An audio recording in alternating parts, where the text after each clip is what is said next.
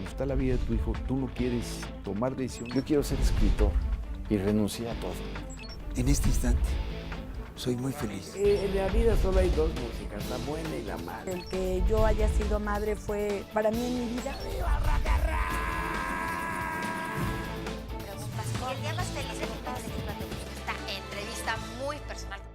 El día de hoy me da muchísimo gusto hacer esta entrevista con un personaje que es escritor, editor, experto en el mundo de los libros, traductor, amigo mío, y bueno, te podemos decir en mil cantidad de cosas que has hecho, Rafa Pérez Gay. Gracias por invitarme, Viviana. Platícanos un poco, Rafa Pérez Gay. Vienes de una familia, bueno, de muchos hermanos, pero quiero irme un poco más atrás. Me platicas, y he leído un poco, que dices que llegaste a ser nuevo pobre, que tu abuelo era un hombre poderosísimo y de repente cayó en desgracia. Platícame esa historia. Mira, la historia es más o menos así, Viviana, te digo a ti y a quienes hoy nos ven. Vengo de una familia doble, de una familia, digamos, revolucionaria y de una familia, por otro lado, la paterna, con aspiraciones porfirianas, aunque no lo eran. Mi abuelo, Herminio Pérez Abreu, fue presidente municipal de la Ciudad de México en el año de 1921, cuando había presidente municipal, regidor y el equivalente como un jefe de gobierno. Lo fue en el año de 1921. Él inaugura el Parque España. Quien vaya al Parque España y se acerque a la esquina que está con Sonora, verá que hay una placa en donde, con una huehuete atrás. Tengo la fotografía y he escrito de ella, en la cual está mi abuelo inaugurando el parque y el ahuehuete, que hoy es altísimo, es una delgadísima vara que va creciendo. La familia logra una fortuna a través de digamos, hijo de la revolución, una fortuna que con el tiempo y los malos negocios se viene prácticamente a menos. Pero una fortuna, decías tú, de verdad, esa de aviones grandes. Bueno, de casas, era una fortuna considerable y fue, digamos, el mito, la leyenda durante muchos años en la familia. Los negocios de mi padre, no necesariamente mal planeados, no dieron resultado y lo que puso en aquel entonces, que era justamente un campo de aviación para aprender, enseñar a volar, fue en Estados Unidos y compró 6, 8, 10 avionetas para enseñar a volar, hizo un campo de aviación y todo eso con el tiempo, muy poco tiempo, se convirtió en polvo, en casi nada. Ahora tú eres el más chiquito de 5 hermanos. Soy el menor de 5. Y platicas precisamente que a ti no te tocó vivir esta opulencia y después caer en una vida normal, una vida clase media-baja. Sí, efectivamente. ¿Fue difícil para tus hermanos tenerlo todo para y de ellos repente sí, después perderlo? sobre todo para los dos primeros, para mi hermano José María y para mi hermana Lourdes, también mi hermana Liz. Es decir, fueron niños ricos, niños que tenían casas, que tenían choferes, a los cuales se les enviaba a escuelas muy costosas y que de la noche a la mañana pasaron de ser esos niños ricos a ser unos niños pobres, literalmente pobres, porque hubo una época de la familia en que realmente, te digo, era una peregrinación. Luego nace mi hermana Guadalupe y yo, nosotros ya formamos parte de esas familias clase media. Fui prácticamente el pilón, soy una casualidad, soy una noche de pasión excepcional. Rafa, te llevas muchos años con tu hermano, 14 años entre tu hermano Pepe y tú, sí, y con tus demás hermanos también. ¿Cómo fue esa relación? ¿Ves, por ejemplo, Leo en tu libro El cerebro de tu hermano, que hablas que tenía una relación muy conflictiva, tu papá y tu hermano? ¿Así sí. fue tu relación con ellos también? No, yo tuve la suerte de tener una muy buena relación tanto con mi papá como con mi hermano mayor. Mi hermano mayor abrió, digamos, el camino para unos hermanos liberales, progres en aquellos años, y eso ocasionó que tuviera una relación muy tensa, muy difícil, muy compleja con mi padre. La relación de los dos José Marías, que además se llamaban exactamente igual, fue muy difícil durante muchos años. Yo cuento en el libro, pero también lo cuento a los amigos como tú y quienes hoy nos ven, que mi padre vivió suficientes años como para poder reparar algunos de los daños que había hecho. ¿Fue mejor papá tuyo que de tu hermano? Me parece que sí, me parece que fue mucho mejor papá mío. Si mi padre hubiera muerto a los 65 años, el recuerdo que tendríamos de él sería el de un muy mal padre, pero vivió 91 años y le dio tiempo, la vida le entregó el favor de empezar a reparar con cada uno de sus hijos, de los 5, tanto del mayor como las 3 hermanas y el menor que fui yo. En ese sentido, como pasa en muchas familias, seguramente los que nos están viendo lo piensan, nunca los padres son el mismo padre de los hijos que tienen, aunque los hijos se lleven poca distancia o poca edad. Un padre siempre lo es único y una madre siempre lo es única para un hijo. Y se va relacionando de distintos modos. Así entonces, yo tuve la suerte de tener tanto una madre como un padre más maduros, más asentados, más decididos a lo que querían en la vida, no aquellos jóvenes de los que estamos hablando hace unos minutos. ¿De tu madre qué recuerdos tienes? De mi madre tengo magníficos recuerdos. Primero, más que recuerdos, tengo 2 conceptos, solidaridad y cariño. Solidaridad con sus 5 hijos para sus proyectos. Siempre fue un apoyo permanente y una base muy importante de cariño y de apoyo. Mi madre fumaba cigarros casinos, los fumó durante, no sé, 50, 60 años, fumaba poco, fumaba 3 o 4 cigarrillos. El anuncio de los cigarros casinos era así, Viviana, el cigarro de los deportistas, así lo anunciaban. Y mi madre fumaba estos cigarros sin filtro. Desde muy joven, de modo que Pero murió a los 80 y tantos años. Murió a la fantástica edad de 90 años. Se fumaba todavía recuerdo cuando una embolia la revienta a los 90 años, cuando entré a su cuarto, estaba un cigarro encendido y recuerdo claramente el humo que va subiendo hacia el techo, es otro de los recuerdos que tengo. Mi madre yéndome a recoger, yo fui a escuelas públicas, yéndome a recoger tarde a la escuela José Mariano Fernández de Lara, un liberal no muy conocido pero importante de los liberales combativos de la segunda mitad del siglo XIX, y todos mis amigos se van yendo y yo me quedo solo y mi mamá no llega. Entonces pues, el niño de 7, 8 años empieza a llorar y mi mamá llega y me dice, bueno, ¿por qué lloras? ¿Piensas que te voy a abandonar? No, pues entonces no vuelvas a llorar. Yo nunca te voy a abandonar. Ese mensaje es muy importante cuando uno tiene esa edad. Quizás a todas las edades. Pero si todavía te acuerdas, claro que te trauma ser el último de la escuela y que no pasen por ti. ¿Qué pasaba por tu mente, te acuerdas? No, pues que me iba a quedar solo, una sensación de abandono y una sensación de angustia que en la casa estaba siempre presente esa cosa de angustia, de que algo irremediable había ocurrido entre nosotros. Eso lo has dicho tú, lo platicas también, después está tu libro de Nos acompañan los muertos, sí, donde hablas mucho del miedo a la vejez, a enfrentarte a tus papás y verlos ya grandes, totalmente desvalidos de un minuto para otro.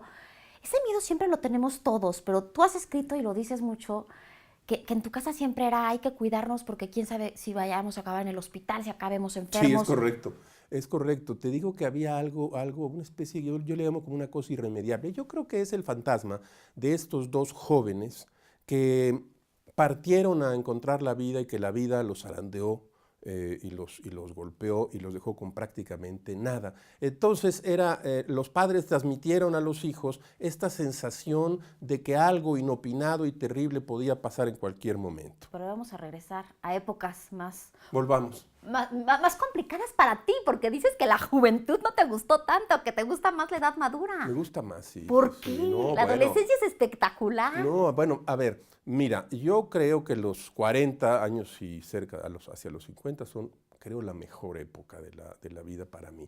Los 20 está bien, pero avanzas un poco a ciegas. Los 30 es un momento en el que apenas vas decidiendo realmente hacia dónde ir. Y cuando llegan los 40, yo creo que ya estás más o menos, si tienes salud, estás en forma para poder hacer y decidir lo que tú quieras. Y antes de los 20, platicas, un Rafa Pérez Gay que le encantaba ser vago, que no le gustaba estudiar. Yo tenía alma de vago. Empiezas a leer hasta los 16 años, que finalmente acaba siendo ya como más... Yo soy un lector tardío. Yo empecé a leer a los 16 años, quizás 17. Un lector muy tardío. Tengo amigos que empezaron a leer a los 9, a los 10, a los 11 años.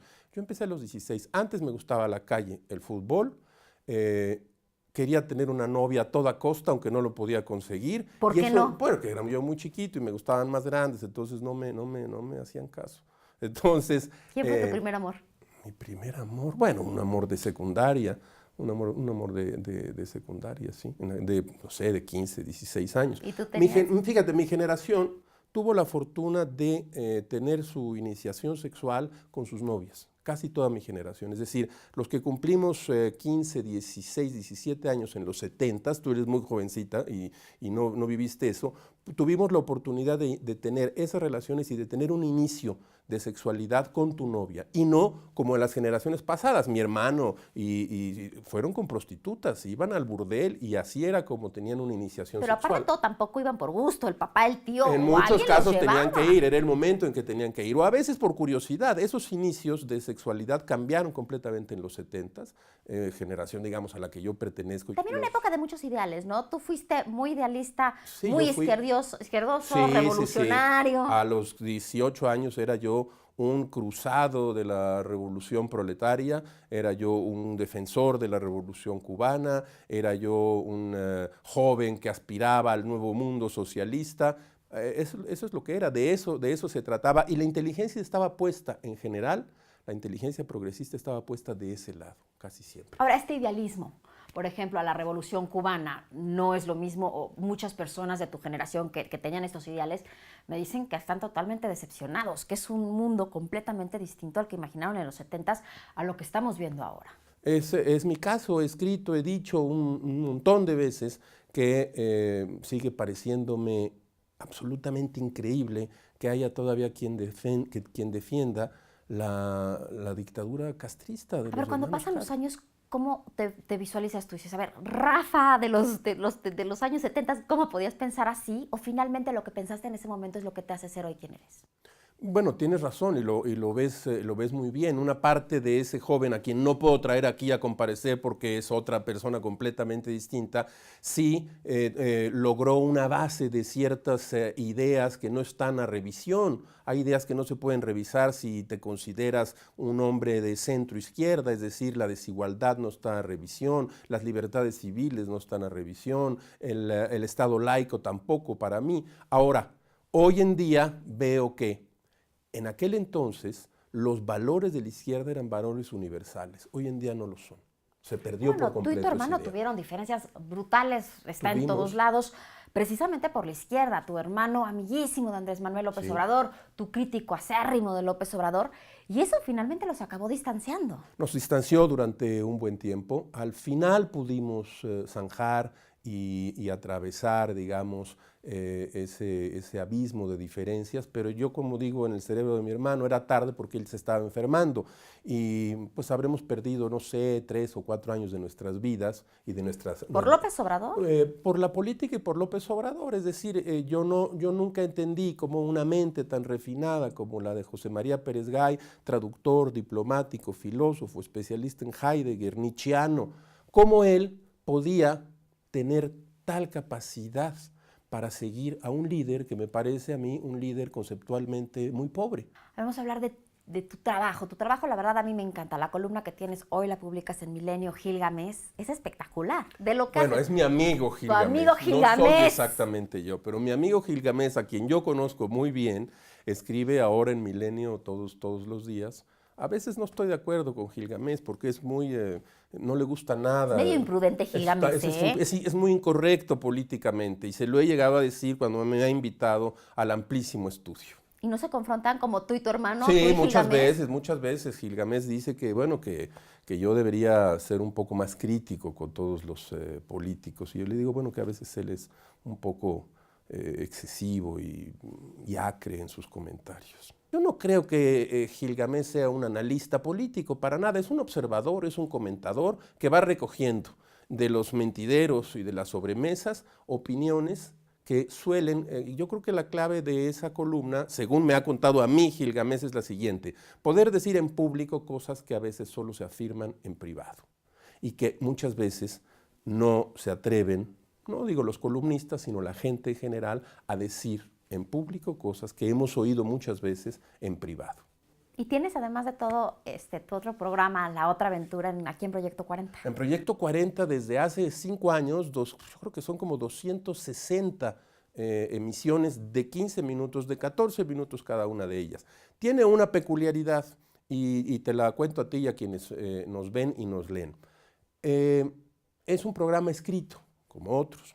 Y yo a Luis Armando Melgar, que me invitó en aquel entonces, le dije, me gustaría hacer un programa escrito. Me dije, ¿cómo es eso? Pues escrito, que yo tenga un guión, y he entregado un guión en coautoría con Jenny Jiménez desde hace 5 años, de modo que son 7 cuartillas semanales que hacemos, ella hace la mitad, yo hago la mitad, yo hago la corrección final. Saquen un libro de eso después. Y estamos haciendo un libro que se va a llamar La Otra Aventura, que va a ser un libro, pero quiero que sea no un libro ni de crítica literaria ni de crítica cultural, sino de interés general. Es decir, un libro sobre libros, un libro sobre la lectura y sobre ese momento en el cual uno lee. Decía Foucault, bueno, ¿qué es un libro? Un libro es una caja de herramientas. Y Borges decía, un libro es una extensión de la memoria. Quiero que sea un libro de ese corte. Y en eso estamos trabajando ahora, Viviana. Cal y Arena. Bueno, Cal y Arena la fundamos hace, ¿qué te puedo decir? La fundamos en el año de 1988, un grupo de escritores, un grupo de editores, para publicar nuestros propios libros. Y luego con el tiempo unimos nuestros esfuerzos con Héctor Aguilar y con el León, se llamaba Andrés León. Y entonces juntamos e hicimos la editorial Cal y Arena en el año de 1988 con la idea de publicar cuento, crónica, ensayo político. Y luego con los años fui el director editorial desde entonces y con los años me dediqué a encargarme y a encabezar este editorial que ha cumplido ya pues, más de 35 años. Rafael Pérez Gay, ¿cuál ha sido el día más feliz de tu vida? El día que han nacido mis hijos. El más triste. Cuando murieron mis padres y mi hermano. Complétame esta frase. Rafael Pérez Gay es un escritor, un periodista y un hombre que quiere todo el tiempo tener un toque de humor para ver la vida. Muchísimas gracias. Gracias a ti, Viviana. Cuando está la vida de tu hijo, tú no quieres tomar decisión. Yo quiero ser escritor y renuncié a todo. En este instante, soy muy feliz. En la vida solo hay 2 músicas, la buena y la mala. El que yo haya sido madre fue para mí en mi vida. Preguntas. ¿Y el día más feliz de tu vida? Esta entrevista muy personal.